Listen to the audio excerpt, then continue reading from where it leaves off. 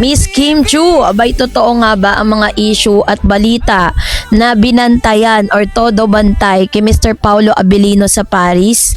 At ano nga ba ang ilan sa mga pinagpapasalamat ni Kim Chu sa panahon ngayon? So ang lahat ng yan ay pag-uusapan natin, but before that, if you haven't subscribed yet to my YouTube channel, please don't forget to like, share, and subscribe at hit mo na rin ang notification bell for more showbiz updates. So bago tayo of course magpatuloy sa ating updates for today's video, nais ko pong pasalamatan kayo for always watching and trusting this channel. Thank you so much sa inyong laging panonood at palagi ang pagsubaybay sa mga updates po natin. Maraming salamat po. At ngayong araw, ito na, pag-usapan na natin dahil sa ngayon po pinag-uusapan at talagang matunog no ang pangalan ni Miss Kim Chu at Mr. Paulo Abilino para sa kanilang mga sightings, endorsement at ang lumalakas ng Kim Pao phenomenon. Sa mundo kasi ng showbiz, hindi maiiwasan ang mga intriga, kilig at tagumpay. At isa sa mga pinakamatunog na tambalan ngayon ay walang iba kundi sina Kim Chu at Paulo Abilino. Mula sa mga balitang kumalat tungkol sa umunay pagkikita nila sa Paris hanggang sa sunod-sunod na endorsement ni Kim, malinaw na ang Kim Pao ay isa sa pinakamainit na usapin sa industriya ngayon. So ang tanong nga ng marami, no, totoo nga ba talaga ang Paris sightings? Totoo ba na nagkataon lang? Ayon po sa ulat, usap-usapan na nakita raw si Kim Chu sa Paris habang naroon si Paulo Abilino para sa shooting ng pelikula kasama si Nadine Lustre. So dahil dito umuugong ang intriga na may nagsasabing binabantayan daw di umano ni Miss Kim Chu si Paulo. May nagsabi naman na nagkakataon lamang ang kanilang presensya sa iisang lugar. May fans na naniniwalang matagal na silang may espesyal na relasyon.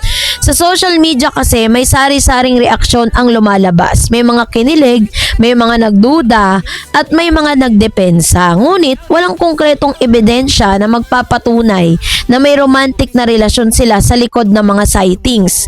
Pero para sa akin, sa akin pong pagsusuri, no, kung totoo talaga na si Miss Kim Chu ay nandoon sa Paris, which is tinatawag na the City of Love, 'di ba? Kung saan ay nagtitaping di umano itong si Nadine Lustre at si Mr. Paulo Abilino. Kasi ako po, si Miss Nadine kasi, meron po kasi siyang gagawin na serye with Mr. Alden Richards, ni Mayong Siargao. And I don't know kung mauuna ba yung pelikula ni Nadine or mauuna niyang tapusin yung kanyang serye with Alden Richards. Yun po kasi ang balita at kinumpirma po ni Alden yan. So, kung ito po ay naganap recently lang, ibig sabihin mas priority ni Nadine Lustre yung kanyang proyekto with Mr. Paulo Abilino. At ako'y naniniwala na kung totoo talaga yung mga bali-balita na sightings ni Miss Kim Chu at Paulo doon po sa Paris, wala naman pong ganap si Miss Kim Chu doon sa Paris, diba? Ibig sabihin, magkaulayaw sila, magkasama sila ni Miss Kim Chu doon, diba? Possible na sila po ay namasyal sa Paris, diba? Sa social media kasi, sari-sari ang mga lumabas na mga kinilig, may mga nagdududa nga at may mga dumidepensa sa kanila. Kasi sa showbiz, ang ganitong klaseng coincidence ay madalas nagiging mitya ng intriga. Ngunit, mahalagang tandaan na ang Paris ay isa ring sentro ng filming at training ng mga artista. Posibleng may sariling proyekto si Kim kaya siya naroon. Yung The Alibay na lalong lumalakas na tambalan, ang tambalan ni na Kim at Paulo ay lalo pang tumibay dahil sa kanilang seryeng The Alibay. So parang sinasabi dito na yung mga nagdududa na kaya daw nandun si Kim Chu sa Paris dahil may ginagawa siyang proyekto, which is wala naman pong kinukumpirma si Kim na siya po ay may bagong project na ginagawa ngayon. Ang alam lang natin, umi-air po sa Free TV ang The Alibay, na nagkaroon po ng malaking kontrobersya matapos pong magdesisyon ang ABS-CBN na tanggalin po sila doon po sa kanilang airtime na binigay sa kanila na papalitan ng ex-boyfriend ni Kim na si Gerald Anderson. Kaya ang dami pong mga nagkomento at ang daming nagalit, no? Kasi parang naiyak pa si Kim dahil binigyan sila ng magandang airtime ng ABS tapos nangunguna pa sila, no? So pero itong mga recently medyo bumaba yung kanilang yung kanilang rating. At sabi dito, ang tambalan ni Kim at Paulo ay isa sa mga patunay na tumibay dahil sa kanilang serye na The Alibi, ang buong katotohanan. Isang romantikong thriller na patok sa manonood. Malakas ang chemistry ng dalawa ayon sa viewers. Nagkaroon pa ng mga eksenang nagpapakilig sa fans. Katunayan, kahit unang episode pa lang, napansin na agad ang kanilang natural na connections dahil para sa dumadami ng supporters ng Kim Pao. So, kung susuriin po natin, yung success kasi ng kanilang tambalan ay hindi dahil lamang sa hype.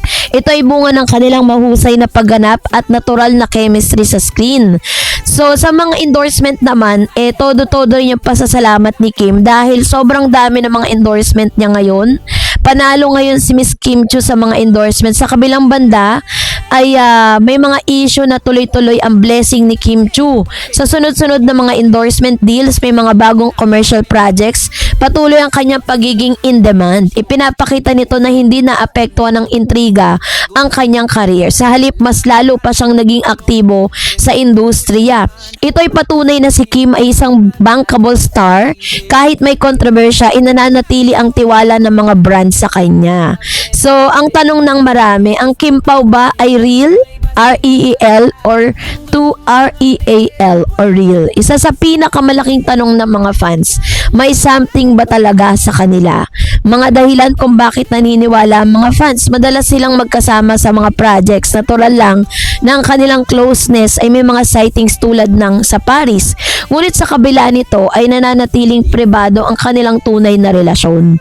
Ang ganitong setup ay tinatawag na private but not secret.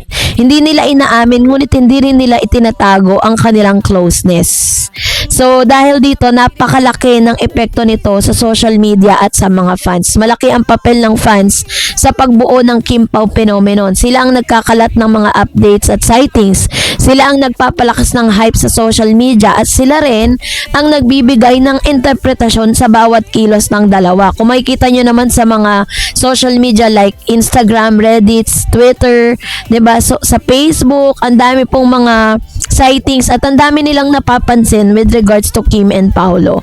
Sa kabilang lahat, mahalagang tanungin ng lahat na ano nga ba talaga ang totoo o what's the real score between Kim and Paulo. Sa ngayon ay wala pa naman pong kumpirmasyon tungkol sa kanilang totoong relasyon. Maraming haka-haka lamang nakabatay sa obserbasyon ng fans. So, hindi lahat ng nakikita sa social media ay totoo, ngunit hindi rin naman maikakaila na may something special sa dalawa na nararamdaman ng publiko.